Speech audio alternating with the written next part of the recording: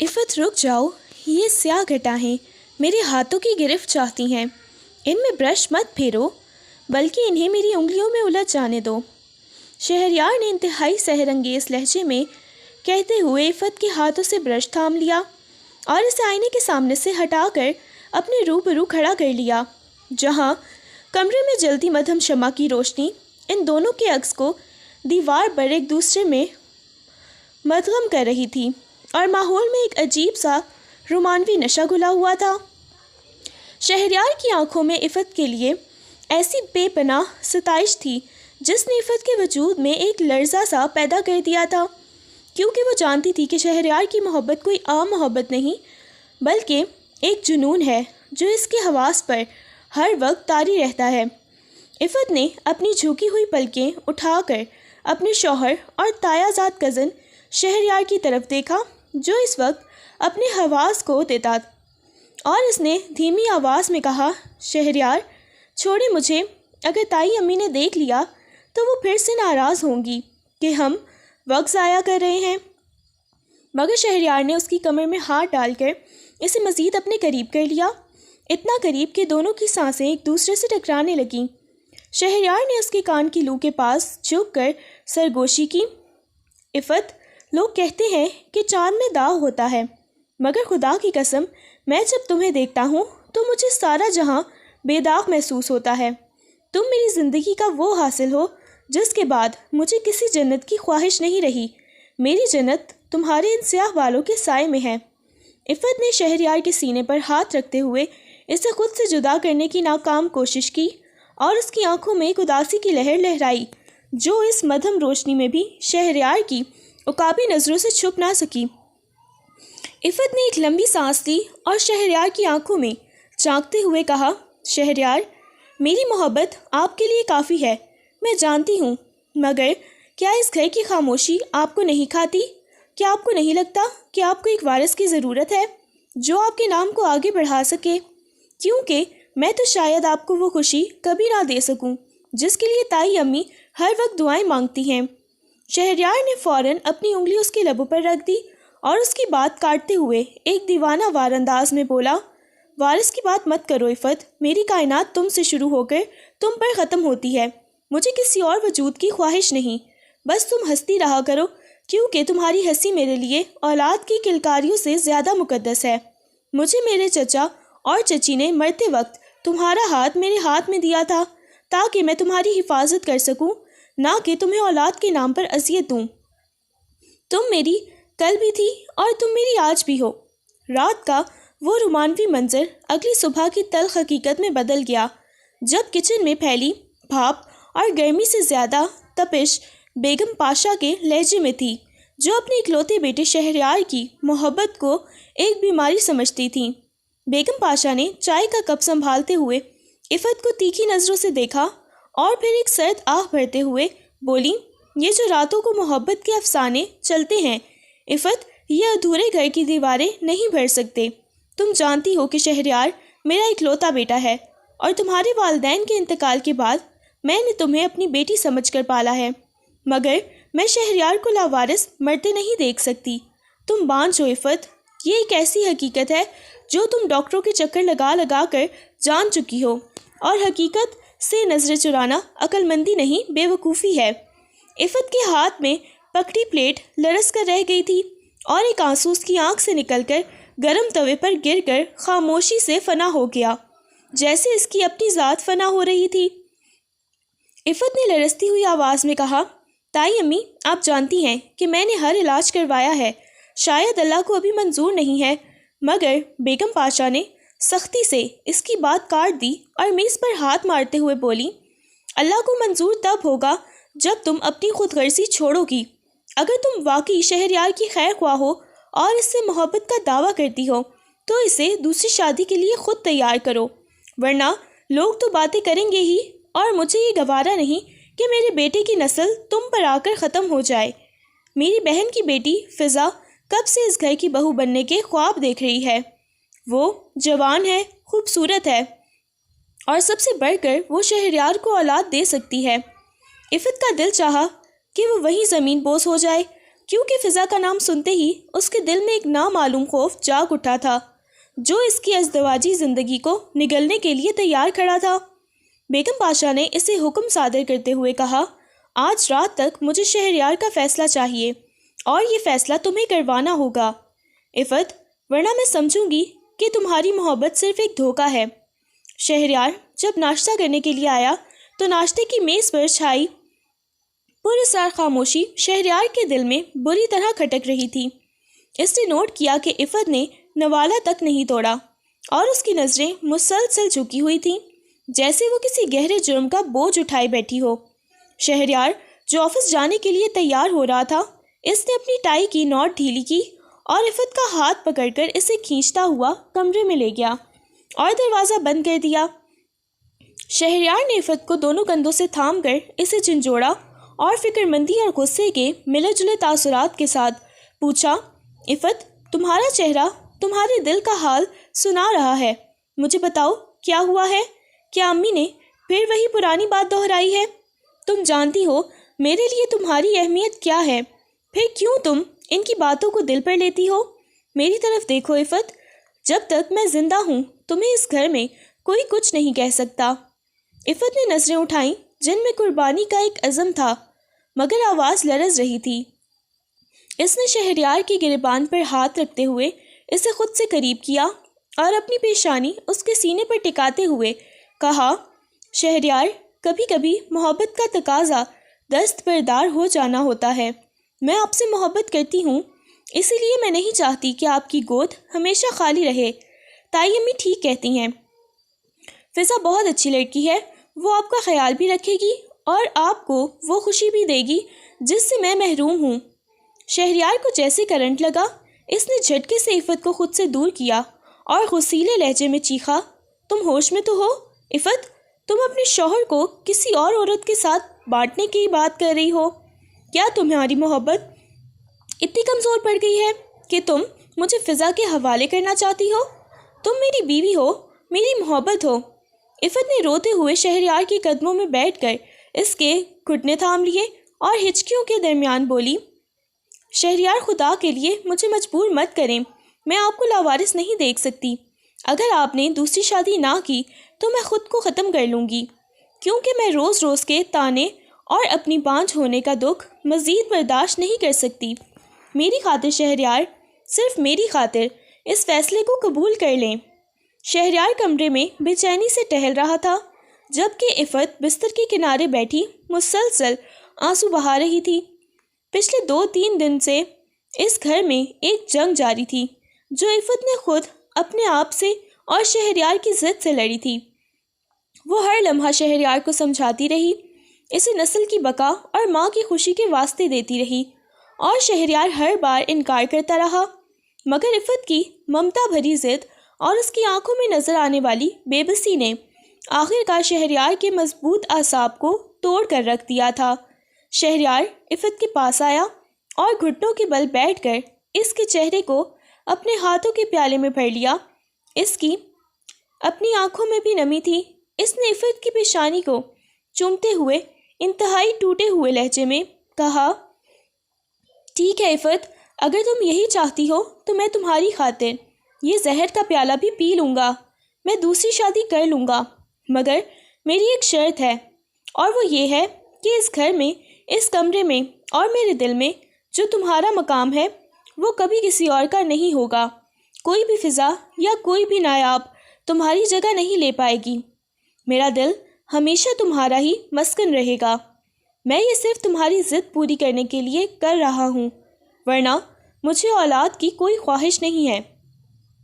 عفت نے شہریار کے ہاتھوں کو چوم دیا اور اس کے سینے سے لگ گئی، جہاں اس نے اپنے آنسوؤں میں چھپی اس تکلیف کو چھپانے کی کوشش کی جو اس کے کلیجے کو کاٹ رہی تھی، کیونکہ کوئی بھی عورت خوشی سے اپنا شوہر نہیں بانٹتی، یہ صرف حالات کا جبر تھا۔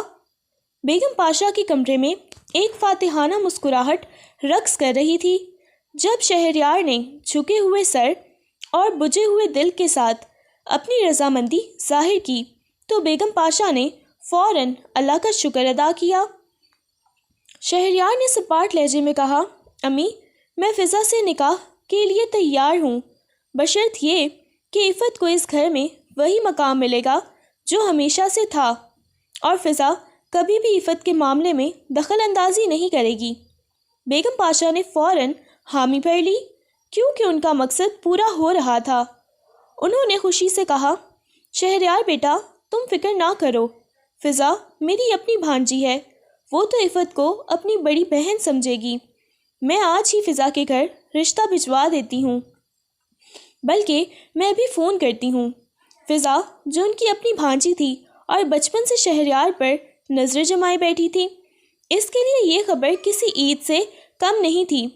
وہ جو ہمیشہ سے شہریار کی مردانہ وجاہت اور اس کی شخصیت کے سحر میں مبتلا تھی، اب اس گھر کی نئی ملکہ بننے کے خواب دیکھنے لگی تھی۔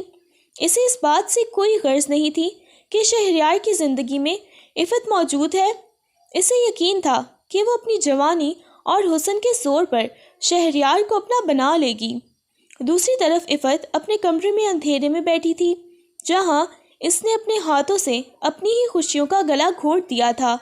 وہ جانتی تھی کہ اب اس گھر میں ایک تیسرا وجود آنے والا ہے جو اس کی محبت میں حصہ دار بنے گا، اور یہ سوچ ہی اس کی روح کو زخمی کرنے کے لیے کافی تھی۔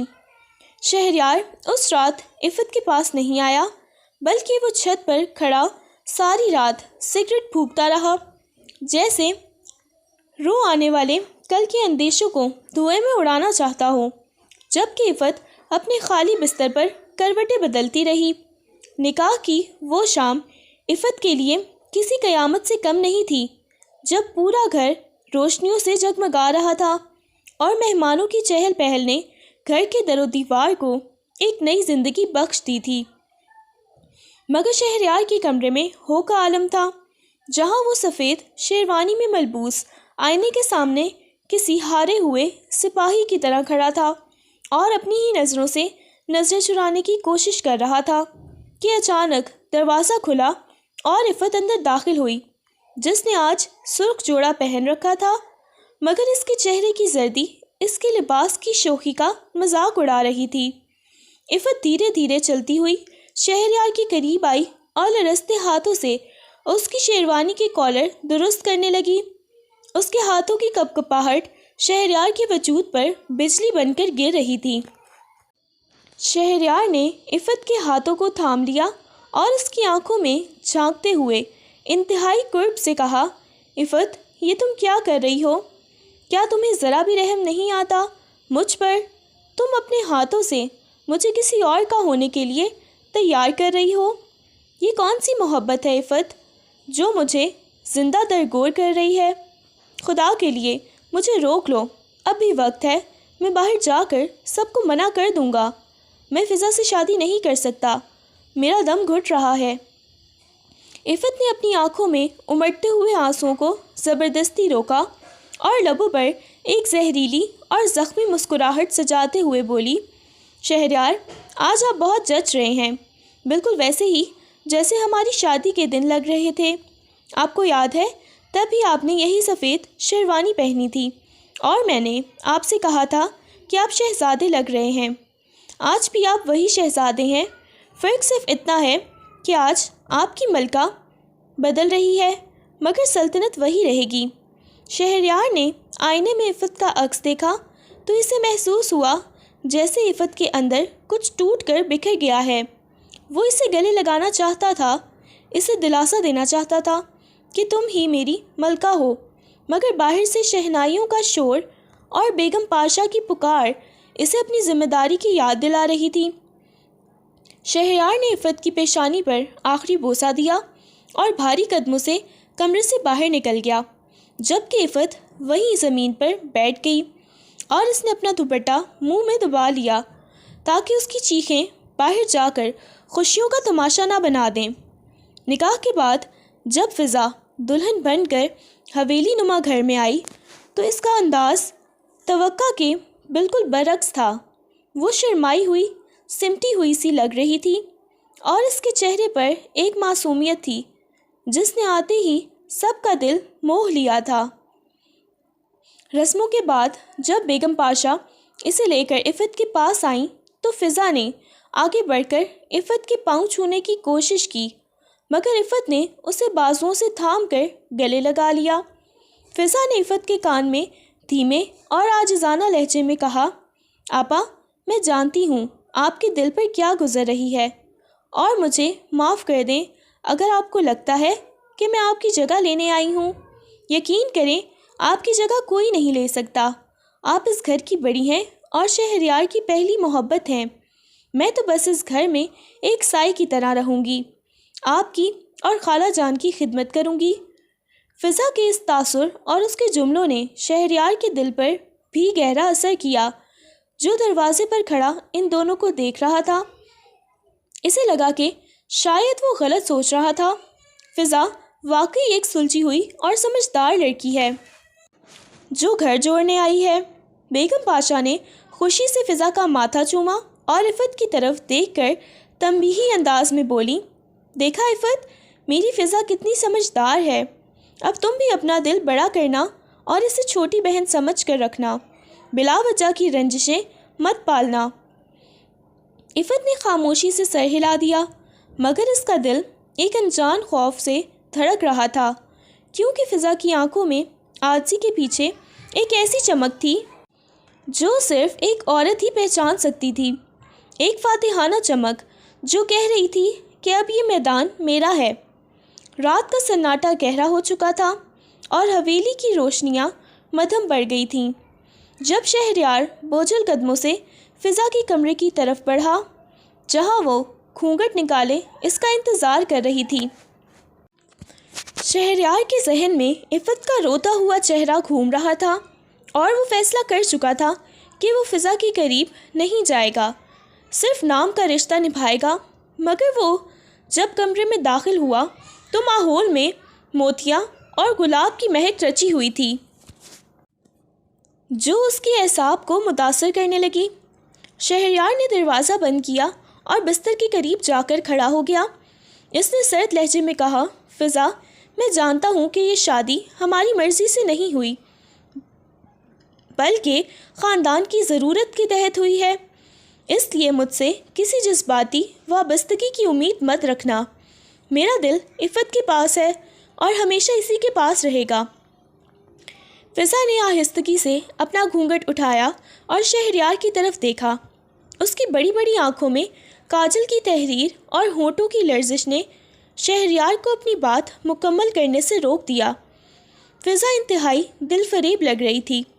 اس نے اٹھ کر شہریار کے ہاتھ کو اپنے ہاتھوں میں لے لیا اور اپنی مخمور آواز میں بولی، شہریار، میں آپ سے محبت یا دل کا دعویٰ نہیں کر رہی ہوں، میں تو صرف آپ کا نام اور آپ کا ساتھ چاہتی ہوں۔ کیا ایک بیوی ہونے کے ناطے میرا اتنا بھی حق نہیں کہ آپ مجھے اپنا لیں؟ فضا کی قربت، اس کی جوان سانسوں کی گرمی اور اس کا مہکتا ہوا وجود شہریار کے ارادوں کو کمزور کر رہا تھا۔ شہریار ایک مرد تھا اور اس کے سامنے ایک حسین و جمیل عورت اپنے تمام تر ہتھیاروں کے ساتھ موجود تھی جو اسے اپنی طرف راغب کر رہی تھی۔ شہریار نے خود کو روکنے کی آخری کوشش کی، مگر فضا نے اپنا سر اس کے سینے پر رکھ دیا اور اس کے دل کی دھڑکنوں کو سنتے ہوئے بولی، شہریار، میں آپ کی ہوں، صرف آپ کی۔ اس لمحے شہریار کا ضبط ٹوٹ گیا۔ فضا کی کم عمری اور اس کی بے پناہ کشش نے اسے ایک نئے شہر میں جکڑ لیا، اور وہ عفت کو دیے گئے وعدے بھول کر فضا کے حصار میں قید ہو گیا۔ وہ رات جو عفت کے لیے ہجر کی رات تھی، شہریار اور فضا کے لیے وصل کی ایک نئی داستان بن گئی۔ اگلی صبح جب سورج کی پہلی کرن نے کمرے کی کھڑکی سے جھانکا تو عفت پہلے ہی جاگ چکی تھی، یا شاید وہ سوئی ہی نہیں تھی۔ وہ کچن میں ناشتہ بنا رہی تھی جب اس نے سیڑھیوں سے فضا کو اترتے ہوئے دیکھا۔ فضا بن سنور کر اپنے حسن کی پوری آب و تاب کے ساتھ نیچے آ رہی تھی۔ اس نے ایک شوخ رنگ کا سوٹ پہن رکھا تھا اور اس کے گیلے بال اس کی کمر پر بکھرے ہوئے تھے، جو اس بات کی گواہی دے رہے تھے کہ رات اس پر کتنی مہربان گزری ہے۔ فضا کا وہ سراپا، وہ مہکتا وجود اور اس کے چہرے پر موجود فاتحانہ مسکراہٹ دیکھ کر عفت کے دل پر جیسے کسی نے تیر دھاڑ دیے ہوں۔ اس کے ساتھ ہاتھ سے چمچ گر گیا اور پورا کچن اس کی آواز سے گونج اٹھا۔ فضا نے مسکراتے ہوئے کچن میں قدم رکھا اور عفت کے قریب آ کر بڑے پیار سے بولی، السلام علیکم آپا، آپ کیوں تکلیف کر رہی ہیں؟ ناشتہ تو ملازم بھی بنا لیتے ہیں۔ شہریار ابھی سو رہے ہیں، انہیں رات دیر سے نیند آئی تھی، اس لیے میں نے سوچا کہ ان کے لیے اسپیشل کافی میں خود بنا لوں۔ انہیں میرے ہاتھ کی کافی پسند آئے گی، مجھے یقین ہے۔ فضا کا لہجہ اتنا میٹھا تھا کہ عفت اسے کچھ کہہ بھی نہیں سکی تھی، مگر ان الفاظ نے عفت کے زخموں پر نمک چھڑک دیا تھا۔ عفت نے لرزتی ہوئی آواز میں جواب دیا، وعلیکم السلام۔ فضا، تم اب اس گھر کی بہو ہو، تمہارا حق ہے، جو چاہے کرو، مگر شہریار کی پسند ناپسند میں بہتر جانتی ہوں۔ وہ صبح اٹھ کر صرف چائے پیتے ہیں۔ فضا نے ایک دبی ہوئی ہنسی کے ساتھ کہا، آپا، پسندیں بدلتے دیر نہیں لگتی، انسان بدل جاتے ہیں تو عادتیں کیا چیز ہیں۔ آپ فکر نہ کریں، اب میں آ گئی ہوں نا، میں سب سنبھال لوں گی۔ اسی اثناء میں شہریار بھی کچن میں آ گیا۔ اس کے چہرے پر ایک تازگی تھی جو عفت نے کافی عرصے بعد دیکھی تھی۔ اس نے عفت سے نظریں ملانے سے گریز کیا اور سیدھا فضا کے پاس جا کر کھڑا ہو گیا اور نرم لہجے میں پوچھا، گڈ مارننگ فضا، تم اتنی جلدی کیوں اٹھ گئی؟ تمہیں آرام کرنا چاہیے تھا۔ عفت کو پہلی بار احساس ہوا کہ سوکن کا وجود محض ایک رشتہ نہیں بلکہ ایک مسلسل اذیت ہے جو انسان کو گھٹ گھٹ کر مار دیتی ہے۔ وقت کے ساتھ ساتھ شہریار کی ترجیحات بدلنے لگیں اور گھر کا نقشہ تبدیل ہونے لگا۔ شروع کے چند دن شہریار نے کوشش کی کہ وہ دونوں بیویوں میں توازن رکھے، مگر فضا کی کشش اور اس کے ہر وقت کے لاڈ پیار نے شہریار کو پوری طرح اپنی مٹھی میں کر لیا تھا۔ اب وہ زیادہ وقت فضا کے کمرے میں گزارتا، جہاں سے اکثر کہکہوں کی آوازیں آتی تھیں جو عفت کے کانوں میں پگھلا ہوا سیسا انڈیلتی تھیں۔ عفت کا کمرہ ویران ہوتا جا رہا تھا۔ شہریار اب وہاں صرف رسم پوری کرنے آتا تھا یا کبھی کبھار اپنے کپڑے لینے کے لیے۔ جب وہ عفت کے پاس آتا تو اس کے چہرے پر ایک عجیب سی بیزاری ہوتی۔ وہ موبائل میں لگا رہتا یا تھکاوٹ کا بہانہ کر کے کروٹ بدل کر سو جاتا۔ ایک رات عفت نے ہمت کر کے شہریار کے کندھے پر ہاتھ رکھا اور اسے اپنی طرف متوجہ کرتے ہوئے کہا، شہریار، کیا میں اس گھر میں صرف ایک فرنیچر کا ٹکڑا بن کر رہ گئی ہوں؟ آپ اب مجھ سے بات بھی نہیں کرتے، کیا میری قربانی کا یہی صلاح دینا تھا آپ نے؟ شہریار نے جھنجھلا کر اپنا کندھا چھڑایا اور تلخی سے بولا، عفت پلیز شروع مت ہو جانا، میں دن بھر کا تھکا ہوا آتا ہوں، مجھے سکون چاہیے ہوتا ہے اور تم ہر وقت کی رونے دھونے والی باتیں لے کے بیٹھ جاتی ہو۔ فضا کو دیکھو، وہ کس طرح ہر وقت ہنستی مسکراتی رہتی ہے، گھر کا ماحول خوشگوار رکھتی ہے، اور تم نے اس گھر کو ماتم کدہ بنا کر رکھا ہے۔ انسان خوشی کی طرف بھاگتا ہے، غم کی طرف نہیں۔ عفت حیرت سے شہریار کا منہ تکتی رہ گئی۔ یہ وہی شہریار تھا جو کہتا تھا کہ تم ہنستی رہا کرو تو مجھے کائنات مل جاتی ہے، اور آج اسے عفت کی اداسی میں بھی قصور نظر آ رہا تھا۔ عفت اندھیری راتوں میں چھت کو تکتی رہتی اور سوچتی کہ یہ وہی شہریار ہے جو کبھی اس کی سانسوں کا حساب رکھتا تھا، یا پھر فضا نے اس پر کوئی جادو کر دیا ہے۔ مگر وہ نہیں جانتی تھی کہ یہ جادو حسن اور جوانی کا تھا، جس کے آگے مرد کی عقل اکثر ہار جاتی ہے۔ گھر میں ایک نئی خوشی نے دستک دی، اور یہ دستک عفت کے لیے موت کا پیغام ثابت ہوئی۔ جب فضا نے ایک صبح ناشتے کی میز پر شرماتے ہوئے بیگم پاشا اور شہریار کو یہ خوشخبری سنائی کہ وہ امید سے ہے، اس خبر کا سننا تھا کہ گھر کا نقشہ ہی بدل گیا، جیسے مردہ جسم میں جان پڑ گئی ہو۔ بیگم پاشا کی خوشی کا کوئی ٹھکانہ نہ تھا۔ وہ اپنی کرسی سے اٹھی اور فضا کو گلے لگا کر اس کا منہ چومنے لگیں، اور انہوں نے فوراً اپنی انگلی سے وہ قیمتی خاندانی انگوٹھی اتاری جو کبھی انہوں نے عفت کو دینے کا وعدہ کیا تھا، اور فضا کی انگلی میں پہناتے ہوئے جذباتی لہجے میں بولی، میری بچی، تم نے آج مجھے دنیا کی سب سے بڑی خوشی دی ہے۔ تم نے اس گھر کی ویرانی کو ختم کر دیا ہے، اللہ تمہیں نظر بد سے بچائے۔ شہریار تو جیسے زمین پر قدم ہی نہیں رکھ رہا تھا۔ اس کے چہرے پر ایک ایسی جنونی چمک تھی جو عفت نے برسوں سے نہیں دیکھی تھی۔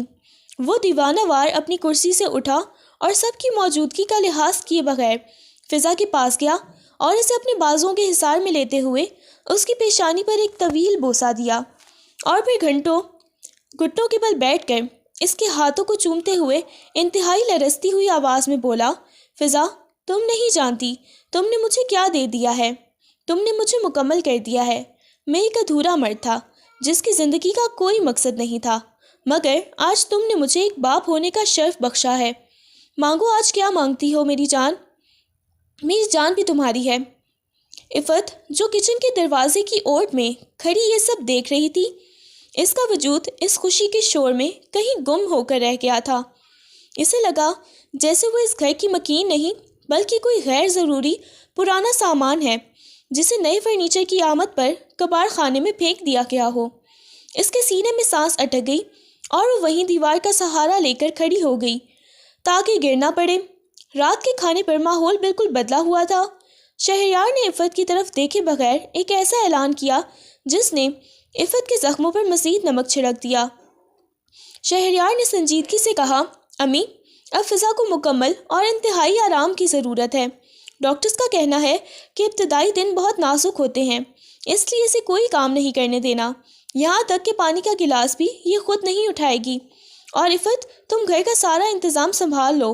فضا کی خوراک، اس کی دوائیاں اور اس کے آرام کا خیال رکھنا اب تمہاری ذمہ داری ہے، کیونکہ وہ میرے وارث کی ماں بننے والی ہے اور مجھے اس معاملے میں ذرا سی بھی غفلت برداشت نہیں ہوگی۔ عفت کے حلق میں نوالا کانٹے کی طرح پھنس گیا۔ اس نے پانی کا گھونٹ بھرا اور بڑی مشکل سے اپنی لرزتی ہوئی آواز پر قابو پاتے ہوئے کہا، شہریار، میں تو ہمیشہ سے گھر سنبھالتی آئی ہوں، آپ فکر نہ کریں، فضا کو کوئی تکلیف نہیں ہوگی۔ فضا نے ایک طنزیہ مسکراہٹ چھپاتے ہوئے انتہائی معصومیت سے کہا، نہیں شہریار، میں کام کر لوں گی۔ ڈاکٹر نے کہا ہے کہ تھوڑی بہت چہل قدمی ٹھیک رہتی ہے، ورنہ آپا کو لگے گا کہ میں بہانہ بنا رہی ہوں، اور میں نہیں چاہتی کہ میری وجہ سے آپا پر بوجھ پڑے۔ شہریار نے فوراً ٹوک دیا، نہیں فضا، ڈاکٹر کیا کہتا ہے مجھے پرواہ نہیں، میں کہہ رہا ہوں کہ تم آرام کرو گی، اور عفت موجود ہے نا، یہ سب کر لے گی۔ آخر یہ اس کے گھر کی بڑی بہو ہے، اس کی بھی تو ذمہ داری بنتی ہے کہ خاندان کے وارث کی حفاظت کرے۔ عفت کا دل چھنی ہو گیا۔ اسے اپنی ذمہ داری کا احساس دلایا جا رہا تھا، جبکہ اس کے حقوق پامال ہو چکے تھے۔ اسے محسوس ہوا کہ وہ بیوی نہیں بلکہ اس گھر کی ملازمہ بن کر رہ گئی ہے، جس کا کام صرف دوسروں کی خوشیوں کی خدمت کرنا ہے۔ اگلے چند ہفتے عفت پر قیامت بن کر گزرے۔ وہ صبح سویرے اٹھتی، فضا کے لیے جوس بناتی، اس کے لیے پھل کاٹتی اور وقت پر دوائیاں دیتی، مگر بدلے میں اسے صرف سرد مہری اور تانے ملتے۔ فضا نے بہت مہارت سے شہریار کو اپنی مٹھی میں کر لیا تھا۔ وہ راتوں کو شہریار کے کان میں عفت کے خلاف زہر گھولتی۔ ایک رات فضا شہریار کے سینے پر سر رکھ کر مگرمچھ کے آنسو بہاتے ہوئے بولی، شہریار، مجھے بہت ڈر لگتا ہے، آج کل آپا مجھے عجیب نظروں سے دیکھتی ہیں۔ جب میں کچن میں جاتی ہوں تو وہ مجھے گھور رہی ہوتی ہیں۔ کل جب انہوں نے مجھے دودھ کا گلاس دیا تو اس کا ذائقہ بہت کڑوا تھا، میں نے ڈر کے مارے وہ پھینک دیا۔ مجھے اپنی فکر نہیں ہے مگر ہمارے بچے کو کچھ نہ ہو جائے۔ میں نے سنا ہے کہ بانجھ عورتوں کی ممتا جب حسد میں بدلتی ہے تو وہ بہت ظالم ہو جاتی ہیں، اور آپا کو تو ویسے بھی لگتا ہے کہ میں ان کا شوہر چھین لوں گی۔ شہریار نے اس کے بالوں میں انگلیاں پھیرتے ہوئے اسے تسلی دی اور اس کے خوفزدہ چہرے کو چومتے ہوئے کہا، تم فکر نہ کرو فضا، میں ہوں نا، میں عفت کو سمجھا دوں گا، وہ ایسی نہیں ہے، مگر شاید اولاد کی محرومی نے اسے نفسیاتی مریض بنا دیا ہے۔ تم بس میرے بچے کا خیال رکھو۔ ایک شام فضا نے اپنی مکاری کا جال بنتے ہوئے دراز سے وہ زائد المیعاد اور سخت رد عمل والی دوائیاں نکالی جو اس نے چھپا کر رکھی تھی، اور جان بوجھ کر پانی کے ساتھ نگلنے کا ڈرامہ کیا۔ کچھ ہی دیر بعد وہ پیٹ پکڑ کر دوہری ہو گئی۔ جب شہریار نے اس کی کراہنے کی آواز سن کر کمرے میں بھاگا تو فضا فرش پر لوٹتے ہوئے انتہائی مظلومیت سے زہر اگل دیا کہ شہریار، مجھے بچا لیں، آپا نے مجھے زبردستی یہ گولیاں کھلائی ہیں، یہ کہہ کر کہ یہ وٹامنس ہیں، مگر میرے پیٹ میں آگ لگ گئی ہے، وہ میرے بچے کو مارنا چاہتی ہیں۔ شہریار کا چہرہ غصے سے سرخ ہو گیا۔ اس نے غضبناک نظروں سے عفت کو دیکھا جو ابھی پانی کا گلاس لیے وہیں کھڑی تھی، اور اس پر برس پڑا کہ عفت، تمہیں شرم آنی چاہیے، تم اتنی حسد میں اندھی ہو گئی ہو کہ اگر میرے بچے کو کچھ ہوا تو میں تمہیں چھوڑوں گا نہیں۔ عفت اپنی صفائی میں کچھ کہنا چاہتی تھی، ہاتھ جوڑ کر بتانا چاہتی تھی کہ اس نے کچھ نہیں کیا، مگر اس کی آواز حلق میں گھٹ رہ گئی تھی۔ وہ دیوار سے لگ کر خاموشی سے آنسو بہاتی رہی، کیونکہ اس گھر میں اب صرف آنسوؤں اور سچائی کی کوئی قیمت نہیں تھی، اور فضا کی جھوٹی اداکاری اس پر بھاری پڑ گئی تھی۔ ایک روز عفت کے ضبط کا بندھن اس وقت ٹوٹ گیا جب اس نے دیکھا کہ شہریار اب اس کے کمرے میں آنا تو دور، اسے سلام تک کرنا بھی بھول گیا ہے۔ وہ سارا وقت فضا کی ناز برداریوں میں لگا رہتا تھا، اور عفت گھر میں ایک بھٹکتی ہوئی روح بن کر رہ گئی تھی۔ عفت نے ہمت جمع کر کے اور شہریار کا راستہ روکا جب وہ آفس کے لیے نکل رہا تھا۔ اس نے لرزتے ہاتھوں سے شہریار کا بازو تھام لیا اور انتہائی دکھ بھرے اور ٹوٹے ہوئے لہجے میں کہا، شہریار رک جائیں، خدا کے لیے 2 منٹ رک جائیں، مجھے آپ سے بات کرنی ہے، پلیز میری بات سن لیں۔ میں اس گھر میں گھٹ گھٹ کر مر رہی ہوں، آپ مجھے نظر انداز کر رہے ہیں۔ شہریار نے بیزاری سے گھڑی دیکھی اور جنجلا کر اپنا بازو چھڑاتے ہوئے بولا، عفت کیا تماشا ہے، مجھے آفس کے لیے دیر ہو رہی ہے اور تمہارے پاس وہی پرانی رونے دھونے والی باتیں ہوں گی۔ میرے پاس فضول بحث کا وقت نہیں ہے، فضا کی طبیعت ناساز ہے، مجھے جلدی واپس آنا ہے۔ عفت نے اس کی آنکھوں میں آنکھیں ڈال کر ایک جنونی انداز میں کہا، شہریار مجھے میرا وہ پرانا شہریار واپس کر دیں جو مجھ سے محبت کرتا تھا، جس کے لیے میں کائنات تھی، یا پھر مجھے اس قید سے آزاد کر دیں، مجھے طلاق دے دیں۔ میں یہ سوکن کا عذاب اور آپ کی یہ نفرت مزید برداشت نہیں کر سکتی۔ میں پتھر نہیں ہوں، گوشت پوست کی انسان ہوں، میرا بھی دل ہے۔ طلاق کا لفظ سنتے ہی شہریار کا چہرہ غصے سے تمتمانے لگا، اس کی آنکھوں میں خون اتر آیا۔ اس نے عفت کے قریب جا کر انگلی اٹھا کر اسے تنبیہ کرتے ہوئے کہا، خبردار جو آج کے بعد اپنی منحوس زبان سے یہ لفظ نکالا، تم ناشکری ہو۔ عفت، میں نے تمہیں اس گھر میں عزت سے رکھا ہوا ہے، تمہاری ہر ضرورت پوری کر رہا ہوں، تمہیں چھت دی ہے، کھانا دیا ہے، اور تم مجھے طلاق کی دھمکیاں دے رہی ہو صرف اس لیے کہ میں خوش ہوں۔ تم جلتی ہو فضا سے، تم سے میری خوشی اور میرا آنے والے بچے کا برداشت نہیں ہو رہا۔ تمہارے اندر کی عورت حسد کی آگ میں جل رہی ہے۔ عفت نے روتے ہوئے اس کے قدموں میں بیٹھ کر کہا، میں جلتی نہیں ہوں شہریار، میں تو بس اپنا حق مانگ رہی ہوں۔ کیا میرا حق نہیں ہے آپ پر؟ کیا میں آپ کی بیوی نہیں ہوں؟ شہریار نے حقارت سے منہ پھیر لیا اور اسے ٹھوکر مارنے والے انداز میں پیچھے ہٹتے ہوئے سرد لہجے میں بولا، حق مانگا جاتا ہے، چھینا نہیں جاتا، اور جس طرح تم رویہ رکھ رہی ہو تم میرے دل سے اترتی جا رہی ہو۔ شہریار پیر پٹکتا ہوا باہر نکل گیا اور عفت وہیں پر دہلیز پر گر گئی۔ اس کی آنکھوں میں اب وہ پرانی محبت نہیں بلکہ ایک اجنبیت تھی جس نے اندر ہی اندر اسے توڑ دیا تھا۔ وہ چیخ چیخ کر رونا چاہتی تھی مگر آواز گلے میں ہی گھٹ کر رہ گئی۔ آئے دن تلخیاں بڑھنے لگیں اور گھر کا ماحول زہر آلود ہونے لگا۔ فضا اپنی چالیں تیزی سے چل رہی تھی۔ وہ جان بوجھ کر عفت کے سامنے شہریار سے لاڈ کرتی، اسے اپنے ہاتھوں سے کھانا کھلاتی اور عفت کو جلانے کے لیے کہتی، آپا دیکھیے نا، شہریار میرا کتنا خیال رکھتے ہیں، کاش آپ کے پاس بھی اولاد ہوتی تو آپ کو بھی یہ محبت نصیب ہوتی۔ ایک دوپہر عفت کچن میں تھی جب فضا آئی اور اس نے پانی کا جگ اٹھانے کی کوشش کی۔ عفت نے جلدی سے آگے بڑھ کر کہا، لاؤ میں اٹھا دیتی ہوں، تمہیں منع ہے بھاری چیز اٹھانا۔ فضا نے موقع غنیمت جانا اور جان بوجھ کر جگ چھوڑ دیا جو زوردار آواز کے ساتھ فرش پر گر گیا اور ٹوٹ گیا اور کانچ بکھر گئے۔ فضا نے فوراً چیخ ماری اور ڈرامائی انداز میں پیچھے ہٹی جیسے عفت نے اسے مارنے کی کوشش کی ہو۔ آواز سن کر بیگم پاشا دوڑتی ہوئی آئیں تو فضا نے روتے ہوئے کہا، خالہ جان دیکھیے نا، آپا نے مجھ سے جگ چھین کر پھینک دیا، وہ کہہ رہی تھی کہ میں ناکارہ ہوں، اگر کانچ مجھے لگ جاتا تو۔ بیگم پاشا نے عفت کو کھا جانے والی نظروں سے دیکھا اور سخت سست سنانے لگی، عفت تمہیں شرم نہیں آتی؟ تم ایک حاملہ عورت کے ساتھ ایسا سلوک کر رہی ہو۔ عفت اپنی صفائی دیتی رہ گئی مگر کسی نے اس کی ایک نہ سنی۔ قیامت اس دن ٹوٹی جب دوپہر کے وقت گھر میں سناٹا تھا اور شہریار غیر متوقع طور پر کسی فائل کے سلسلے میں گھر واپس آیا تھا۔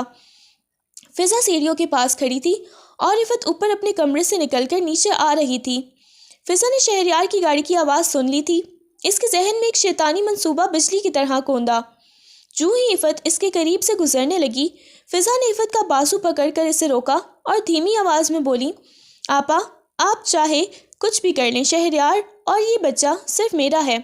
عفت نے جھٹکے سے اپنا بازو چھڑایا ہی تھا کہ فضا نے خود کو سیڑھیوں کی ریلنگ سے ٹکرایا اور ایک دل خراش چیخ ماری اور نیچے گرنے کا ڈرامہ کرتے ہوئے سیڑھیوں پر بیٹھ گئی اور زور زور سے رونے لگی۔ ہائے اللہ، میرا بچہ، بچاؤ شہریار، مجھے بچاؤ، آپا نے مجھے مار دیا۔ شہریار جو ابھی لاؤنج میں داخل ہوا تھا، فضا کی چیخ سن کر دوڑتا ہوا آیا اور فضا کو سیڑھیوں پر گرا دیکھ کر اس کے ہوش اڑ گئے۔ اس نے گھبرا کر فضا کو سہارا دیا اور پوچھا، فضا کیا ہوا، تم گری کیسے؟ فضا نے روتے ہوئے اوپر کھڑی ساکت عفت کی طرف اشارہ کیا جس کے چہرے پر ہوائیاں اڑ رہی تھیں اور سسکتے ہوئے بولی، شہریار، آپا نے مجھے دھکا دیا ہے، میں نے انہیں راستہ دیا تھا مگر انہوں نے جان بوجھ کر مجھے کوہنی ماری، یہ میرے بچے کو مارنا چاہتی ہیں، یہ مجھ سے نفرت کرتی ہیں۔ شہریار کا خون کھول اٹھا، اس کی آنکھوں میں خون اتر آیا اور پیشانی کی رگیں تن گئیں۔ اس نے فضا کو وہیں چھوڑا اور دوڑتا ہوا سیڑھیاں چڑھ کر عفت کے سامنے پہنچا۔ عفت ابھی کچھ کہنے ہی والی تھی کہ شہریار نے پوری قوت سے ایک زوردار تھپڑ عفت کے چہرے پر دے مارا۔ تھپڑ کی گونج پورے گھر میں سنائی دی اور عفت لڑکھڑا کر دیوار سے جا ٹکرائی۔ اس کے ہونٹ پھٹ گئے تھے اور منہ سے خون رستا ہوا اس کی تھوڑی سی تک آ گیا تھا۔ عفت نے حیرت اور تکلیف سے شہریار کی طرف دیکھا، جیسے اسے یقین نہ آ رہا ہو کہ یہ ہاتھ اس شخص کا ہے جس نے کبھی اسے پھولوں کی طرح رکھا تھا۔ شہریار وحشیوں کی طرح گرایا، تم اتنی گر گئی ہو عفت، تم میرے وارث کی جان لینا چاہتی ہو، تم قاتل بن گئی ہو حسد میں نے سوچا بھی نہیں تھا کہ تم اتنی گھٹیا حرکت کر سکتی ہو۔ عفت نے ہاتھ جوڑ کر اپنی صفائی پیش کرنے کی کوشش کی، اس کی آنکھوں سے آنسوؤں کا سیلاب جاری تھا۔ شہریار، یقین کرے میں نے کچھ نہیں کیا، فضا جھوٹ بول رہی ہے، میں نے تو اسے چھوا بھی نہیں۔ مگر شہریار نے اس کا گریبان پکڑ کر اسے جھنجھوڑا اور دھاڑا، بکواس بند کرو، اپنی زبان بند رکھو اور آج کے بعد میرے سامنے مت آنا اور نہ ہی فضا کے قریب جانے کی کوشش کرنا، ورنہ مجھ سے برا کوئی نہیں ہوگا۔ شہریار نے اسے دھکا دیا اور مڑ کر تیزی سے نیچے گیا، جہاں اس نے فضا کو اپنی باہوں میں اٹھایا اور ہسپتال لے جانے لگا۔ عفت وہیں دیوار کے ساتھ لگی ساکت رہ گئی۔ اس کی گال پر ابھری ہوئی شہریار کی انگلیوں کے نشان اس کی برسوں کی وفا کا صلہ تھے۔ اس کے کانوں میں شہریار کے وہ الفاظ گونج رہے تھے، تم اتنی گر گئی ہو۔ اس لمحے عفت کے اندر کچھ ہمیشہ کے لیے مر گیا۔ وہ شہریار جسے اس نے خدا کے بعد سب سے زیادہ چاہا تھا، آج اس نے بنا تحقیق کیے اسے مجرم ٹھہرا دیا تھا۔ گھر خالی ہو چکا تھا، مگر عفت کا دل اس سے بھی زیادہ خالی اور ویران ہو گیا تھا، جہاں اب امید کی کوئی کرن باقی نہیں بچی تھی۔ وہ رات ہجر کی سب سے طویل، تاریک اور اذیت ناک رات تھی، جو عفت کی زندگی کی آخری مگر سب سے بھاری رات ثابت ہوئی، جس نے اس کے وجود کو ریزہ ریزہ کر دیا۔ شہریار کے لگائے ہوئے اس کے ایک تھپڑ کی گونج ابھی تک اس کے کانوں میں پگھلا ہوا سیسا انڈیل رہی تھی، اور اس کی گال پر ابھری ہوئی شہریار کی انگلیوں کے نیلے نشان اس بات کی چیخ چیخ کر گواہی دے رہے تھے کہ اس کے برسوں کی وفا، اس کی لازوال قربانی، اس کی عبادت جیسی محبت اور اس کی ذات کی نفی کا صلہ اسے آج بھری دنیا میں ذلت، تہمت اور رسوائی کی صورت میں ملا ہے۔ گھر میں ایک قبرستان جیسا سناٹا چھایا ہوا تھا، کیونکہ شہریار اپنے غصے اور فضا کی محبت میں اندھا ہو کر اسے ہسپتال لے جا چکا تھا، اور بیگم پاشا اپنے کمرے میں بند تھی۔ شاید وہ بھی اندر ہی اندر خوف زدہ تھی کہ معاملہ بہت آگے بڑھ گیا ہے۔ عفت اپنے کمرے کے ٹھنڈے اور بے رحم فرش پر بیٹھی خالی اور ویران نظروں سے سامنے دیوار کو تک رہی تھی، جہاں لگی ہوئی ان کی شادی کی بڑی سی تصویر اب اس کا منہ چرا رہی تھی، جس میں شہریار اسے محبت بھری نظروں سے دیکھ رہا تھا، وہی نظریں جو آج نفرت کا الاؤ بن چکی تھیں۔ عفت نے اپنے کانپتے ہوئے ہاتھوں سے اپنے آنسو پوچھے، مگر وہ تھمنے کا نام نہیں لے رہے تھے۔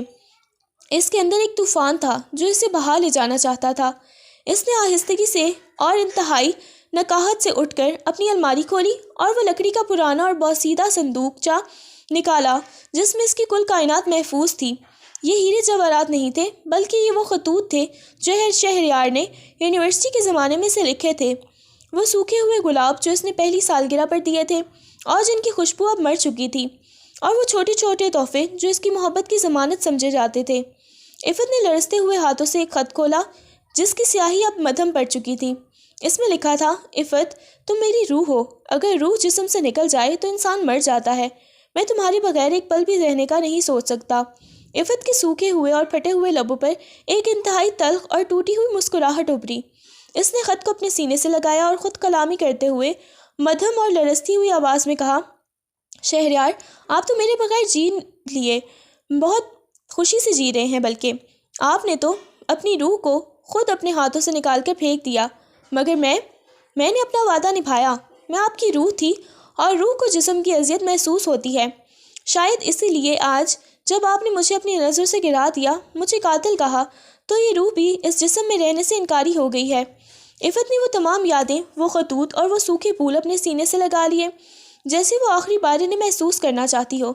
اس نے نہ کچھ کھایا تھا نہ پیا تھا، بس اس کی آنکھوں سے آنسو رفع تھے جو اب خشک ہو کر نمک بن چکے تھے۔ رات کے پچھلے پہر جب آسمان پر تارے بھی مان پڑنے لگے اور دنیا کی گہری نیند میں تھی، تو عفت نے اپنی مٹھی کھولی جس میں وہ زہریلی نیندی گولیاں تھیں جو اس نے کچھ دن پہلے گھر میں نکلنے والے چوہوں کو مارنے کے لیے منگوائی تھیں۔ مگر اسے کیا معلوم تھا یہ گولیاں اس کی اپنی زندگی کا سب سے بڑا مسئلہ حل کرنے کے کام آئیں گی۔ اس نے کانپتے ہوئے ہاتھوں سے پانی کا جگ اٹھایا اور گلاس بھرا۔ اس کے ہاتھ اس قدر کانپ رہے تھے کہ پانی چھلک کر اس کے کپڑوں پر گر گیا، مگر اسے ہوش نہیں تھا۔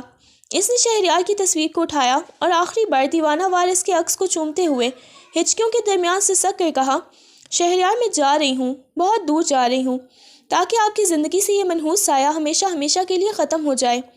آپ کو اپنا وارث مبارک ہو، آپ کو اپنی فضا مبارک ہو، اور مجھے میری تنہائی اور میری موت۔ اس نے اپنی آنکھیں بند کیں اور ایک ہی سانس میں وہ تمام گولیاں اپنے حلق سے اتار لیں۔ گولیوں کا ذائقہ زہر تھا، مگر اس کی زندگی کے زہر سے کم تھا۔ اس نے بستر پر لیٹ کر اپنی آنکھیں موند لیں اور کلمہ پڑھنے لگی۔ کچھ ہی دیر میں اس کے وجود میں ایک شدید کھچاؤ پیدا ہوا، پیٹ میں مروڑ اٹھے، حلق میں کانٹے چبھے اور سانس اکھڑنے لگی، مگر اس نے اف تک نہ کی۔ اس نے تکیے کو زور سے بھینچ لیا تاکہ اس کی چیخ باہر نہ نکل جائے، اور اس کی آنکھوں سے نکلا ہوا آخری آنسو اس کے تکیے میں جذب ہو گیا، اور پھر اس کے جسم ساکت ہو گیا۔ اتنا سکون اسے شاید پوری زندگی میں نہیں ملا تھا جتنا موت کی آغوش میں ملا۔ اگلی رات جب شہریار ہسپتال سے فضا کو ڈسچارج کروا کر واپس لایا تو ڈاکٹرز نے تسلی دی کہ فضا اور بچہ دونوں خیریت سے ہیں، بس معمولی چوٹ تھی اور زیادہ تر گھبراہٹ تھی۔ شہریار کا غصہ اب ٹھنڈا ہو چکا تھا اور ٹھنڈے دماغ سے سوچتے ہوئے اسے اپنی زیادتی کا احساس ستانے لگا۔ شاید اس نے عفت پر ہاتھ اٹھا کر بہت بڑی غلطی کر دی تھی۔ گھر میں داخل ہوتے ہی اسے ایک عجیب سی منحوس اور پر اسرار خاموشی کا احساس ہوا، جیسے گھر کی دیواریں ماتم کر رہی ہوں۔ ہوائیں ساکت تھیں اور فضا میں ایک عجیب سی بوجھل اور مردہ مہک رچی ہوئی تھی جو سانس لینا دشوار کر رہی تھی۔ بیگم پاشا لاؤنج میں پریشان بیٹھی تھی۔ شہریار نے ملازمہ سے پوچھا کہ عفت کہاں ہے، نظر نہیں آ رہی، تو اس نے ڈرتے ہوئے بتایا کہ صاحب جی، بیگم صاحبہ کل سے کمرے سے باہر نہیں نکلی اور نہ ہی انہوں نے دروازہ کھولا ہے۔ ہم نے بہت آوازیں دیں مگر اندر سے کوئی جواب نہیں آیا۔ شہریار کے دل میں ایک انجانا اور اندیکھا خوف بیدار ہوا۔ اس کا دل زور زور سے دھڑکنے لگا جیسے کوئی انہونی ہو چکی ہو۔ وہ فضا کو وہیں چھوڑ کر تیز قدموں سے سیڑھیاں چڑھ کر عفت کے کمرے کی طرف بڑھا۔ راہداری میں قدموں کی آواز بھی اسے ہتھوڑوں کی طرح لگ رہی تھی۔ دروازہ نیم کھلا ہوا تھا اور اندر گپ اندھیرا تھا جو شہریار کے خوف میں اضافہ کر رہا تھا۔ شہریار نے لرزتے ہاتھوں سے دیوار ٹٹول کر لائٹ کا بٹن دبایا تو سامنے کا منظر دیکھ کر اس کے پیروں تلے زمین نکل گئی۔ اس کی آنکھوں کے سامنے اندھیرا چھا گیا اور اس کے حلق میں ایک فلک شگاف چیخ پھنس کر رہ گئی۔ عفت بستر پر سفید چادر اوڑھے بالکل سیدھی لیٹی ہوئی تھی۔ اس کا چہرہ زرد پڑ چکا تھا، ہونٹ نیلے تھے، مگر اس پر ایک عجیب سا نور اور ابدی سکون تھا، جیسے وہ کسی گہری میٹھی نیند میں ہو اور دنیا کے تمام غموں سے آزاد ہو چکی ہو۔ شہریار کا دل ڈوبنے لگا۔ اس نے لڑکھڑاتے قدموں کے ساتھ آگے بڑھ کر اسے پکارا، عفت، عفت اٹھو، دیکھو میں آ گیا ہوں، مجھ سے ناراض ہو کیا؟ اٹھو، میں تمہیں منانے آیا ہوں۔ مگر کوئی جواب نہ آیا۔ کمری خاموشی اسے کاٹ کے رکھ رہی تھی۔ شہریار نے ڈرتے ڈرتے اس کا ہاتھ تھاما تو وہ برف کی طرح ٹھنڈا اور سخت تھا۔ اس ٹھنڈک نے شہریار کی روح کو منجمد کر دیا اور اسے حقیقت کا ادراک ہوا۔ اس نے دیوانہ وار عفت کے کندھوں کو پکڑ کر اسے جھنجھوڑا۔ عفت، خدا کے لیے مذاق مت کرو، پلیز آنکھیں کھولو، میں معافی مانگتا ہوں، مجھ سے غلطی ہو گئی، مجھے سزا دے دو، مجھے مار لو، مگر ایسے چپ مت رہو۔ اسی لمحے اس کی نظر سائڈ ٹیبل پر پڑی خالی شیشی اور ایک کاغذ کے مڑے توڑے ٹکڑے پر پڑی۔ شہریار نے کانپتے ہاتھوں سے وہ کاغذ اٹھایا جس پر عفت کی خوبصورت لکھائی میں صرف اتنا لکھا تھا، میرا وارث، میری محبت تھی جو آپ نے شک اور نفرت کے تھپڑ سے مار دی۔ اب میں جا رہی ہوں تاکہ آپ کی خوشیوں میں کوئی رکاوٹ نہ رہے۔ خوش رہیے گا اپنے وارث کے ساتھ۔ یہ تحریر پڑھتے ہی شہریار کے ضبط کا بندھن ٹوٹ گیا۔ اس نے آسمان سر پر اٹھا لیا۔ وہ عفت کی لاش سے لپٹ گیا اور دھاڑے مار کر رونے لگا۔ اس کی چیخیں حویلی کی دیواروں سے ٹکرا کر واپس آ رہی تھیں اور سننے والوں کا دل دہلا رہی تھیں۔ عفت، تم مجھے چھوڑ کر نہیں جا سکتی، عفت واپس آ جاؤ، میں مر جاؤں گا تمہارے بنا۔ گھر کے باقی لوگ اور بیگم پاشا بھی دوڑتے ہوئے آئے، مگر اب بہت دیر ہو چکی تھی۔ عفت اس دنیا کی ظالم عدالت سے بری ہو کر اس عدالت سے جا چکی تھی جہاں انصاف تاخیر ہوتی تھی اور جہاں دلوں کے حال سنے جاتے تھے۔ عفت کے جانے کے بعد شہریار کی دنیا اجڑ گئی۔ وہ شخص جو اولاد کی تمنا میں دوسری شادی تک کر گیا تھا، جس نے نسل بڑھانے کے خواب دیکھے تھے، اب اسے اپنی ہی سانسیں بوجھ اور اپنی زندگی بے معنی لگنے لگی تھیں۔ عفت کی تدفین کے بعد شہریار گھر نہیں بلکہ قبرستان کا ہو کر رہ گیا تھا۔ وہ دن رات وہیں عفت کی قبر پر بیٹھا مٹی کو ریتتا رہتا اور بچوں کی طرح روتا۔ عفت ایک بار واپس آ جاؤ، میں سب کچھ چھوڑ دوں گا، میں فضا کو بھی چھوڑ دوں گا، بس تم آ جاؤ، مجھے معاف کر دو۔ اس کا ذہنی توازن بگڑنے لگا تھا۔ وہ گھر آتا تو سیدھا عفت کے کمرے میں جاتا، وہاں کی چیزوں کو چھوتا، اس کے کپڑوں کو اپنے چہرے سے لگاتا اور ان میں بسی خوشبو کو سانسوں میں اتارنے کی کوشش کرتا۔ وہ دیواروں سے باتیں کرتا، عفت دیکھو، میں نے تمہاری پسند کی نیلی شرٹ پہنی ہے، تم کہتی تھی نا میں اس میں اچھا لگتا ہوں، تو اب تعریف کیوں نہیں کرتی؟ بولو نا عفت، خاموش کیوں ہو؟ شہریار نے کھانا پینا چھوڑ دیا تھا۔ اس کی آنکھوں کے گرد گہرے سیاہ حلقے پڑ گئے تھے، داڑھی بڑھ گئی تھی اور وہ خوبصورت وجیحہ شخص اب ایک زندہ لاش بن چکا تھا جو صرف میکانیکی انداز میں سانس لے رہا تھا۔ بیگم پاشا اپنے اکلوتے بیٹے کی یہ حالت دیکھ کر خون کے آنسو روتی تھیں۔ انہیں اب اپنی غلطی کا شدت سے احساس ہوا کہ وارث آندھی چاہ میں انہوں نے اپنا بستہ گھر اجاڑ لیا اور بیٹی جیسی بہو کو کھو دیا۔ فضا بھی یہ سب دیکھ رہی تھی مگر وہ خاموش تھی۔ اسے شہریار کی حالت سے زیادہ اپنے آنے والے بچے اور اپنے مستقبل کی فکر تھی۔ اسے ڈر تھا کہ کہیں شہریار پاگل نہ ہو جائے، مگر قدرت اپنا حساب چکانے کے لیے تیار کھڑی تھی اور مکافات عمل کی چکی چلنا شروع ہو چکی تھی۔ فضا کے لیے یہ جیت ادھوری، کھوکھلی اور عارضی ثابت ہوئی۔ 9 ماہ کا عرصہ گزر گیا اور جب اس کے ہاں بچے کی پیدائش کا وقت قریب آیا تو اچانک اس کی طبیعت بگڑ گئی۔ ڈاکٹرز نے بتایا کہ کیس بہت پیچیدہ ہو گیا ہے، زہر حمل پھیل چکا ہے اور ماں کی جان کو شدید خطرہ ہے۔ لیبر روم کے دردناک اور اذیتناک لمحات میں جب فضا کو موت اپنے سامنے کھڑی نظر آئی، جب درد کی شدت نے اسے توڑ کر رکھ دیا تو ضمیر کا بوجھ اس پر پہاڑ بن کر ٹوٹ پڑا۔ اسے اپنی آنکھوں کے سامنے عفت کا معصوم اور روتا ہوا چہرہ نظر آنے لگا جو اس نے جھوٹے الزام میں مروایا تھا۔ اسے عفت کی چیخیں سنائی دینے لگی۔ موت کا خوف اور آخرت کی پکڑ اسے سچ بولنے پر مجبور کر گئی۔ اس نے لرزتے ہوئے اور پسینے میں شرابور ہاتھوں سے پاس کھڑے شہریار کا ہاتھ تھاما جس کی آنکھوں میں ویرانی اور بے حسی تھی۔ فضا نے کانپتے ہوئے اور روتے ہوئے اٹکتی سانسوں کے ساتھ اعتراف کیا، شہریار مجھے معاف کر دینا، خدا کے لیے مجھے بخش دینا، میں جہنم کی آگ نہیں سہ سکتی، میں بہت گنہگار ہوں۔ شہریار نے چونک کر اسے دیکھا جیسے وہ کسی اجنبی کو دیکھ رہا ہو۔ فضا نے سسکتے ہوئے اور چیختے ہوئے کہا، عفت آپا بے گناہ تھیں، واللہ وہ پاک تھیں، انہوں نے مجھے کبھی دھکا نہیں دیا تھا، وہ سیڑھیوں والا ڈرامہ میں نے خود کیا تھا تاکہ آپ انہیں چھوڑ دیں، آپ کو ان سے بدگمان کر سکوں، وہ دوائیاں بھی میں نے خود لی تھیں تاکہ الزام ان پر آئے، میں نے آپ کو پانے کے لیے، اس گھر کی مالکن بننے کے لیے ایک معصوم کی جان لی، میں قاتل ہوں شہریار، میں عفت آپا کی قاتل ہوں، مجھے بچا لے، میں مرنا نہیں چاہتی۔ یہ سننا تھا کہ شہریار کے پیروں تلے سے زمین ہی کھسک گئی۔ اسے لگا جیسے کسی نے اس کے دل پر ہزاروں خنجر ایک ساتھ مارے ہوں۔ وہ ساکت اور پتھر کا ہو کر فضا کو دیکھتا رہا۔ اس کے منہ سے ایک لفظ نہ نکلا مگر اس کی آنکھوں میں وحشت اتر آئی۔ وہ عفت جسے اس نے تھپڑ مارا تھا، جسے ذلیل کیا تھا، جسے کردار کا تانا دیا تھا، وہ پاک تھی، اور جس عورت کے لیے اس نے یہ سب کیا، جس پر اس نے اندھا اعتماد کیا، وہ ایک ناگن نکلی جس نے اس کی جنت کو جہنم بنا دیا۔ فضا نے شہریار کا ہاتھ چومنے کی کوشش کی، معافی کی بھیک مانگی، مگر شہریار نے نفرت اور کراہت سے جھٹکا اور اپنا ہاتھ کھینچ لیا اور بنا کچھ کہے کمرے سے باہر نکل گیا۔ اس کا دل چاہ رہا تھا کہ وہ چیخ چیخ کر روئے، اپنا سر دیواروں سے ٹکرائے، مگر آنسو خشک ہو چکے تھے اور وہ اندر سے راکھ ہو چکا تھا۔ کچھ ہی دیر بعد آپریشن تھیٹر سے بچے کے رونے کی آواز آئی اور ساتھ ہی ڈاکٹر نے باہر آ کر افسوسناک لہجے میں خبر دی کہ مسٹر شہریار مبارک کو بیٹا ہوا ہے، مگر افسوس ہم مریضہ کو نہیں بچا سکے۔ زیر جسم میں پھیل چکا تھا اور دل کی دھڑکن بند ہو گئی۔ فضا اپنے گناہوں کا بوجھ لے کر اس دنیا سے جا چکی تھی۔ اسے نہ شہریار ملا، نہ گھر کی حکومت اور نہ ہی اپنے بیٹے کی شکل دیکھنا۔ مکافات عمل نے اپنا دائرہ مکمل کر لیا۔ شہریار نرس کے ہاتھوں میں موجود اس ننھے وجود کو دیکھ رہا تھا جو سفید کپڑے میں لپٹا ہوا۔ یہ وہ وارث تھا جس کے لیے اس نے عفت جیسی محبت کی قربانی دی تھی۔ یہ وہ چراغ تھا جس نے پورا گھر جلا دیا تھا۔ شہریار نے کانپتے ہوئے ہاتھوں سے بچے کو گود میں لیا۔ بچہ اسے دیکھ کر خاموش ہو گیا، مگر شہریار کی آنکھوں میں سے زاروں قطار آنسو بہنے لگے اور وہ بچے کے چہرے پر گرنے لگے۔ یہ وہ وارث تھا جو عفت کی جان لے کر آیا تھا۔ یہ وہ خوشی تھی جو خون میں لت پت تھی۔ وہ باپ بن گیا تھا مگر اس کے اندر کا انسان اور شوہر مر چکا ہے۔ وہ ابھی اس حویلی میں رہتا تھا مگر ایک سایہ بن کر۔